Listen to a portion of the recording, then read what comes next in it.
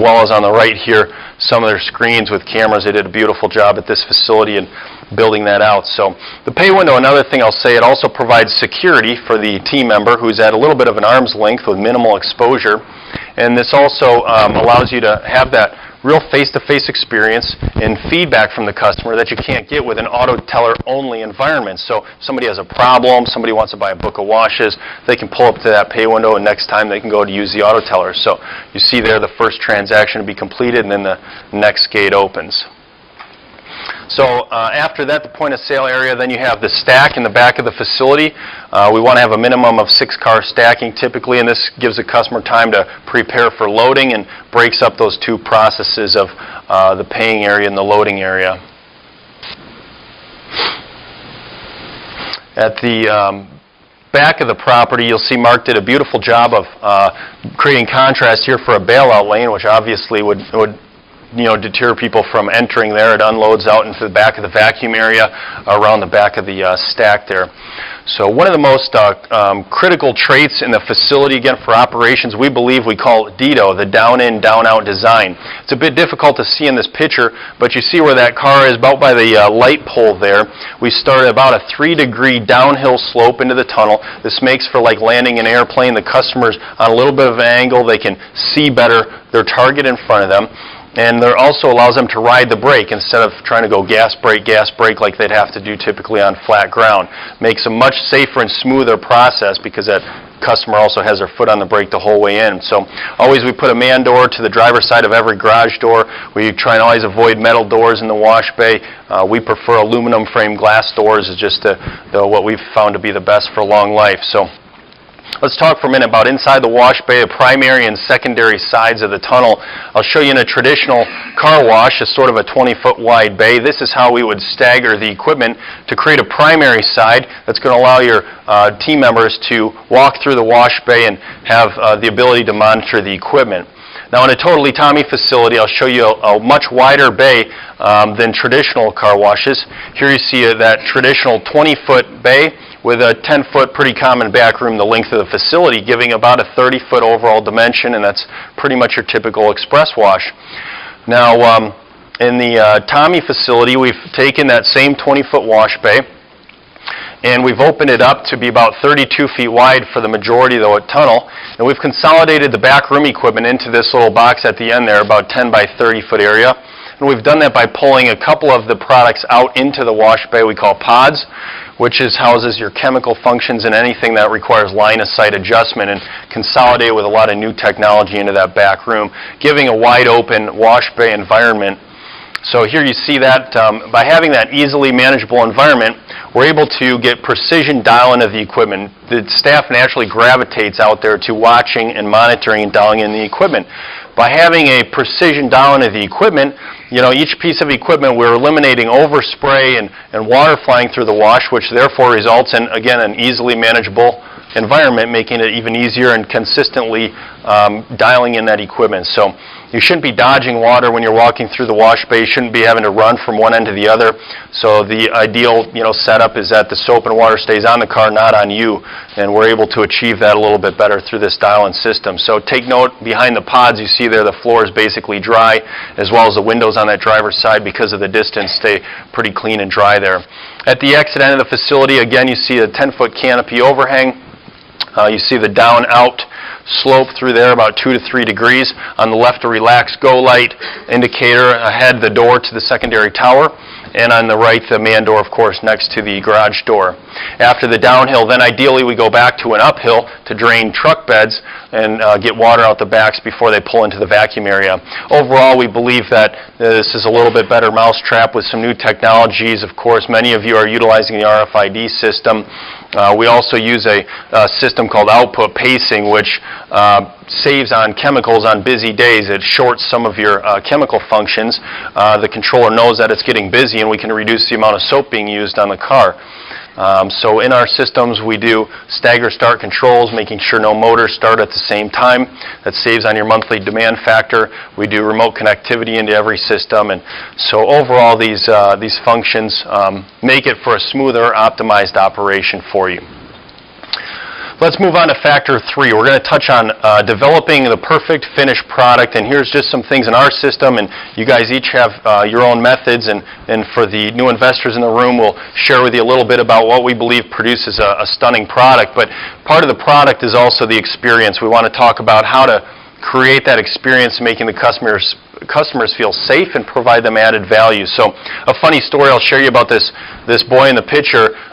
He recognized the Tommy building facility being built in his town, and he came out when they opened, and so he came by to check out the wash, and he was able to recite the Tommy slogan, clean, shiny, dry, and had a blast to check everything out. So the entrance of the wash you see here is a far less intimidating process. We use visual alignment guides you see there with both the yellow and then the red balls, rather than using a correlator system that can jolt the customer and feel awkward. And it's a very natural process. The customer's centering themselves all day when they're driving down the highway or pulling into their garage.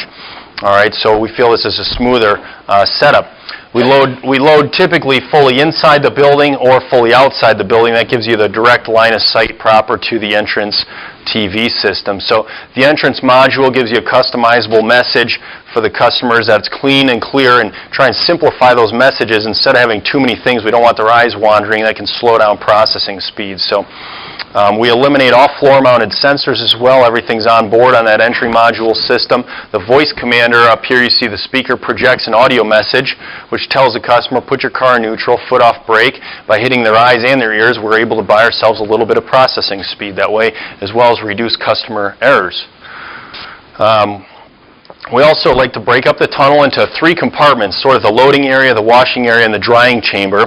This creates a professional image throughout, like there's a process, okay? And it also, of course, helps the quality of the wash when we get to the drying area. So the dual transporter belt conveyor system, we believe reduces customers' errors by limiting the ability to make mistakes. We're really limiting some of the things that they can go wrong there. So we're also able to wash more cars that can't be washed on traditional chain and roller conveyors.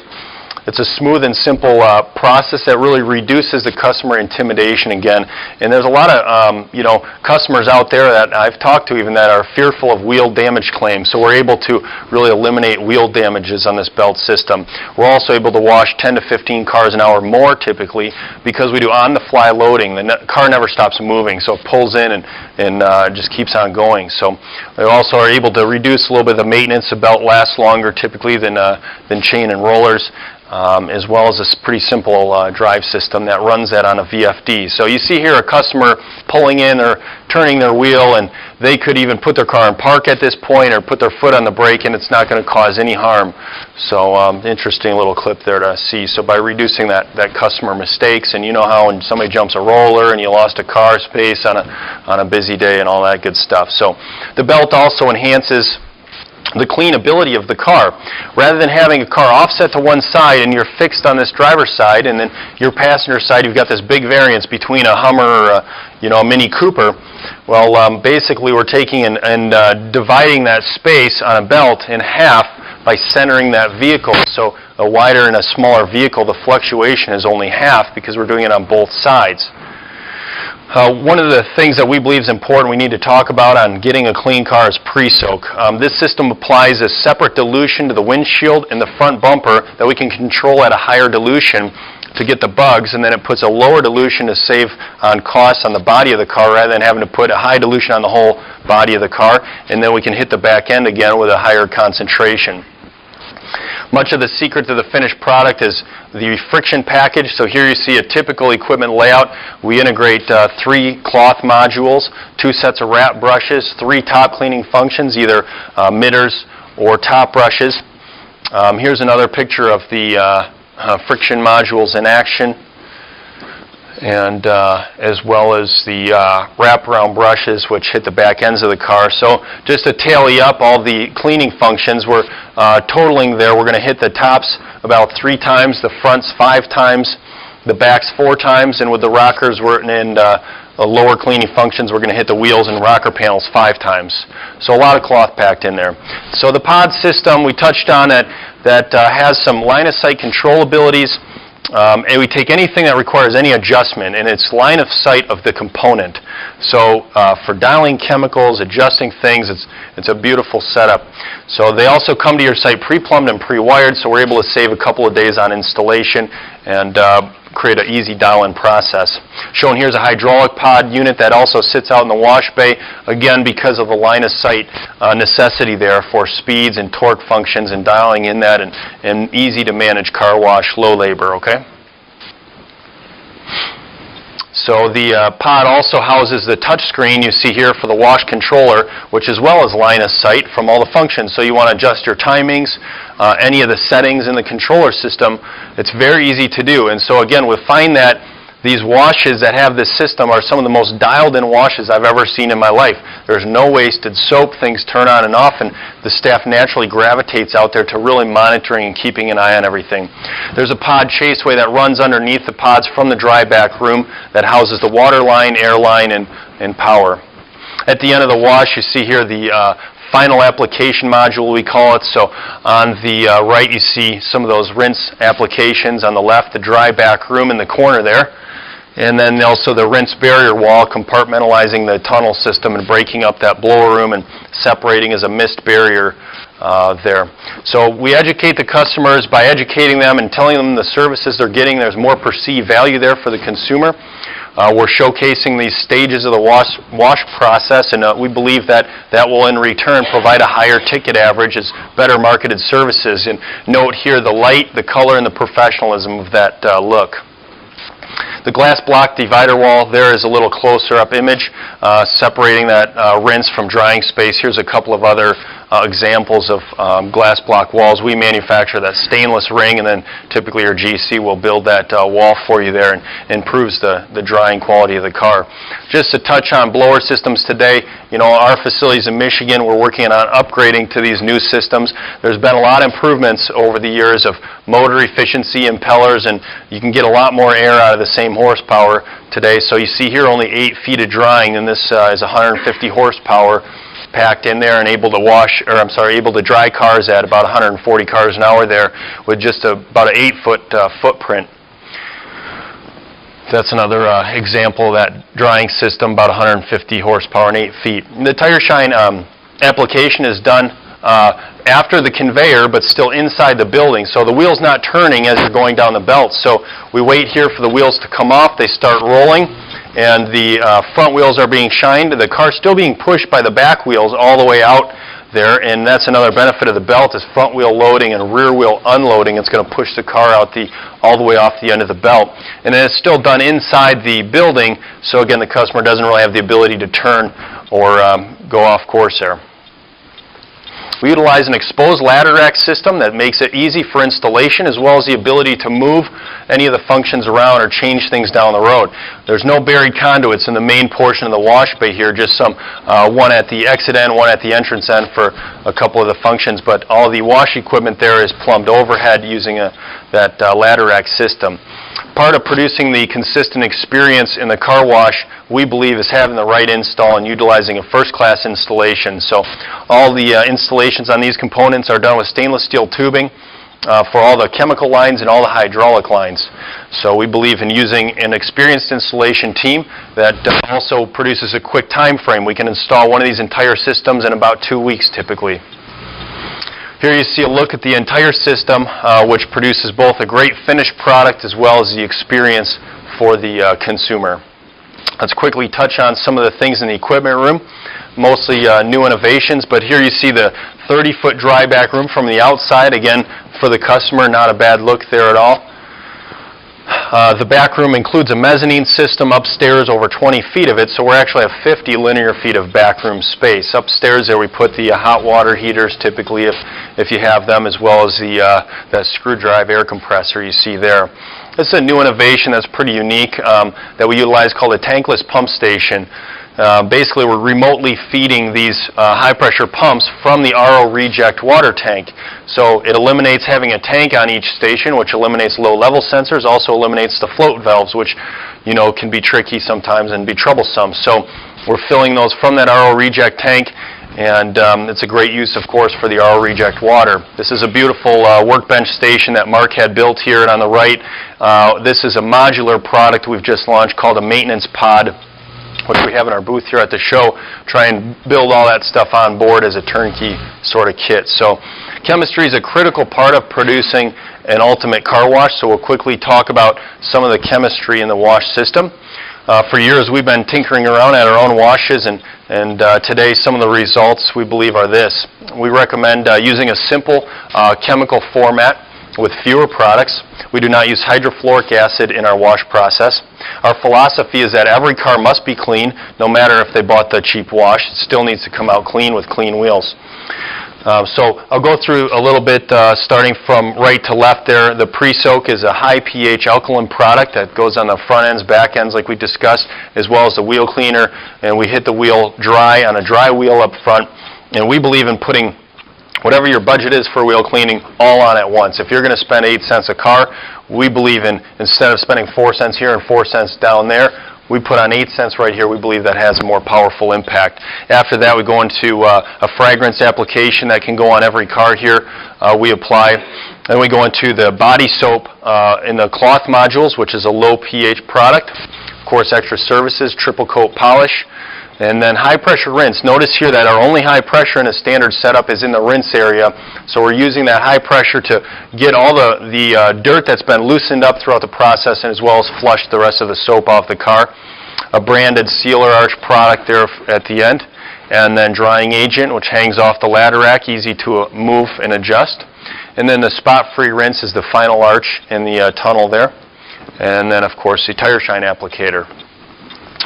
At our own washes, as well as many customers' facilities, we utilize a bulk chemical program. We use 60 or 80 gallon totes that are neat and orderly here that take up less space than drums would. Then we use basically a delivery method where we ship in drums, and the day the drums arrive, pump them right into these totes and top them off, throw the drums away. So we never have back stock and never have empties typically on hand. So those are some of the benefits, and of course the clean look that you see here is just more than impressive, and you never have to worry about running out. You've got a little bit more stock on hand of product there.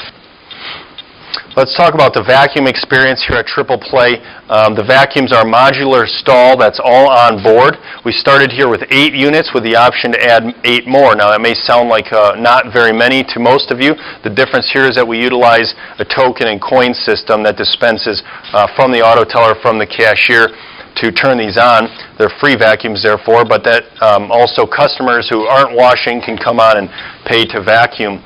And by doing so, we're still marketing free, but we typically need about 1/3 as many stalls than you would with a totally free vacuum system in this format. The setup is controlled by the coin box system there, as well as they market this a little bit as an environmentally friendly feature, that these vacuums aren't running unless they're being used, and so it makes it energy efficient as well. And in a totally free system, then we'd utilize basically a big push button to start that vacuum, but again, it's all onboard producer, therefore it's modular, very easy to add a stall, self-sufficient. Okay. So it gives a great look, of course, too, which is part of the goal here with that capture and curb appeal, and also the product as an experience for the customer, and 2 hoses per car drop there on each unit. Overall, we believe these principles produce more than just a clean, shiny, dry car, but that experience that will add more value to the customer, therefore with hopes to increase the ticket average, as well as some of those functions that will lower your operating costs and help you build a loyal following. Let's move on to factor 4, building a long-term sustainable car wash with security and staying power. Consider that you're not only building a wash for yourself, but also for the needs of your community. By doing so, you'll focus on the needs of your customers, and that's the #1 most powerful weapon against competition. Now consider also these 6 strategies to combat competition and win as a market leader. #1, take all necessary time up front to find an open market. There are wide open markets all over this country, and we find cities that people call us and they're craving for express car washes, completely untapped. We have Cities in our city, we have 6 conveyorized tunnels and about 100,000 people. We have customers calling us from time to time with cities of 100,000 people with no express tunnel car washes. Find an open market. It's going to pay dividends in the end. Number 2, produce a cleaner, shinier, and drier car than everyone else in the market by maintaining that. That's most important to the customer, and you'll eliminate their ability to compete. Number 3, don't cut corners. Many times competition is watching, and they'll surely notice any shortcomings that you may have. And any cut corners sometimes are asking for someone else to come in and just say, hey, they missed the boat, I'll do it right. Okay? Number 4, always build one up in your market. If you're coming into a marketplace with washes already, then you can't play on the same playing field. You need to step up the game, and duplicating what's already there, you're going to end up losing against existing car washes that typically may have no debt or an existing customer base. Number 5, embrace barriers to entry. Okay, they're painful up front, and we all know that, but you can reap the rewards forever. All right, just so applies easy come, easy go, more pain, more gain. So things like city approvals, high land costs, restrictions, and limitations, that's all going to be good stuff for you in the long term. It means that your competition